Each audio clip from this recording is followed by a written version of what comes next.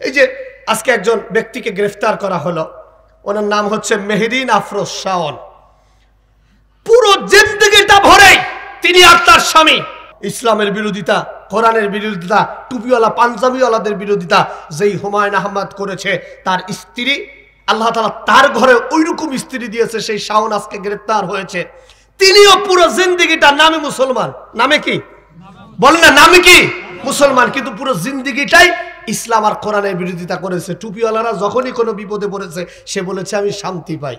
পৃথিবীর এই জাগতিক সৌন্দর্য আপনার কাছে সৌন্দর্য মণ্ডিত মনে হতে পারে, এই পৃথিবীর চাটুকারিতা আপনার কাছে শ্রেষ্ঠত্ব মনে হতে পারে, কিন্তু মনে রাখবেন দিন শেষে কোরআন ছাড়া এই পৃথিবীর সৌন্দর্য ফেরানো সম্ভব নয়। সম্ভব? কথা বলে না সম্ভব। শুনতে আপনাদের খারাপ লাগতে পারে, গত 53 বছর ধরে বাংলাদেশ স্বাধীন হয়েছে 1971-এ, 1971 সাল থেকে আজকে 2025 সাল, এই 53 বছর বাংলাদেশ স্বাধীন হয়েছে। স্বাধীন হয়েছে বাংলাদেশ, কিন্তু বাংলাদেশের জনগণ পরাধীনতার শিকল থেকে বের হতে পারে নাই। কেন বের হতে পারে নাই? ক্ষমতায় যে আসছে সেই ক্ষমতায় গিয়া বিরোধী দল আর জনগণের উপরে শোষণ চালাইছে।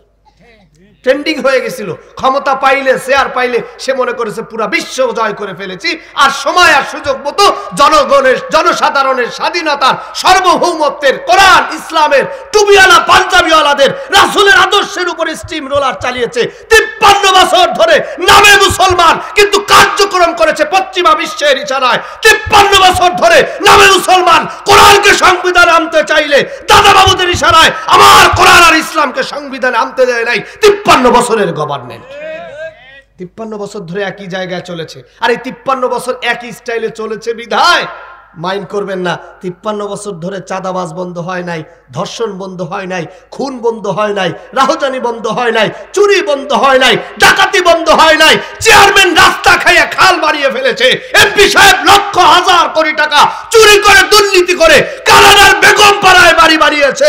নেতারা নেতৃত্ব দিতে যাওয়ার নামে হাজার লক্ষ কোটি টাকা চুরি করে বাংলাদেশ থেকে পাচার করে দিয়েছে। শুধু একটাই কারণ, তারা কোরআনকে ক্ষমতায় আনতে দেয় নাই, চায় নাই। আর কোরআন যদি আসতো, আল্লাহর কসম, আল্লাহর জাতে সিফাতের কসম করে বলছি, কোরআন যদি দায়িত্ব পেত মানুষের নামে মুসলমান থাকতো না। কোরআন যদি দায়িত্ব পেত মানুষের নামে মুসলমান থাকতো না, মানুষ কামে মুসলমান হতে বাধ্য হতো, আল্লাহর রহমত নাজিল হতো। তো যাই হোক, সেই লোকটা কিসে মুসলমান ছিল একটু বলেন না, কিসে মুসলমান ছিল? আপনারা কি রাগ করতেছেন, কষ্ট পাচ্ছেন? আমি এভাবেই কথা বলি, এটা আমার চরিত্র। তা'মুরুনা বিল মারুফ ওয়া ইয়ানহাউনা আনিল মুনকার। আল্লাহ বলছেন, আমার সমাজে, আমার রাষ্ট্রে, আমার পৃথিবীতে এক শ্রেণীর লোক থাকবে, তারা সৎ কাজের আদেশ দেবে, অসৎ কাজের নিষেধ করবে। মানা না মানা আপনাদের ব্যাপার। মানা না মানা কার ব্যাপার? আমাদের হুজুরদের কাজ হচ্ছে নসিহত করে ছেড়ে দেওয়া। এই যে আজকে একজন ব্যক্তিকে গ্রেফতার করা হলো, ওনার নাম হচ্ছে মেহেদিন আফরোজ শাওন। পুরো জিন্দেগিটা ভরে তিনি আর তার স্বামী ইন্তেকাল করেছেন। একটা মানুষ মারা গেলে তাকে নিয়ে চাটুকারিতা করা আলেমদের স্বভাব না, কিন্তু তার জীবন দশায় প্রতিটা মুহূর্ত ইসলামের বিরোধিতা, কোরআনের বিরোধিতা, টুপিওয়ালা পাঞ্জাবিওয়ালাদের বিরোধিতা যেই হুমায়ুন আহমদ করেছে, তার স্ত্রী আল্লাহ তাআলা তার ঘরে ওইরকম স্ত্রী দিয়েছে, সেই শাওন আজকে গ্রেফতার হয়েছে। তিনিও পুরো জিন্দেগিটা নামে মুসলমান, নামে কি বলেন না, নামে কি মুসলমান, কিন্তু পুরো জিন্দেগিটাই ইসলাম আর কোরআনের বিরোধিতা করেছে। টুপিওয়ালারা যখনই কোনো বিপদে পড়েছে সে বলেছে আমি শান্তি পাই। কি বলেছে বলেন?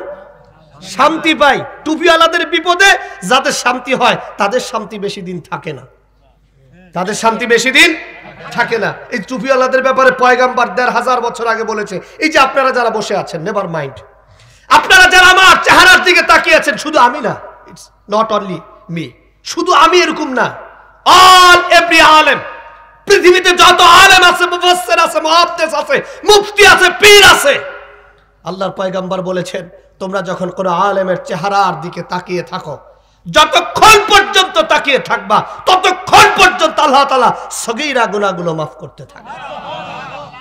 আবার পয়গম্বর বলেছেন আমার তো ইন্তেকাল হবে। পয়গম্বর কি পৃথিবীতে সারা জীবন থাকতে পেরেছেন? আমার ইন্তেকাল হবে, এই পৃথিবী ছেড়ে আমি চলে যাব। এই পৃথিবীর সার্বভৌমত্বের দায়িত্ব কারা নেবে? কারা দায়িত্ব পালন করবে?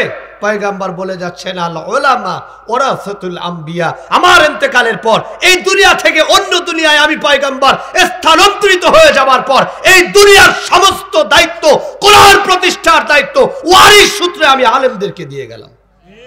একটু জোরে বলেন না সুবহানাল্লাহ।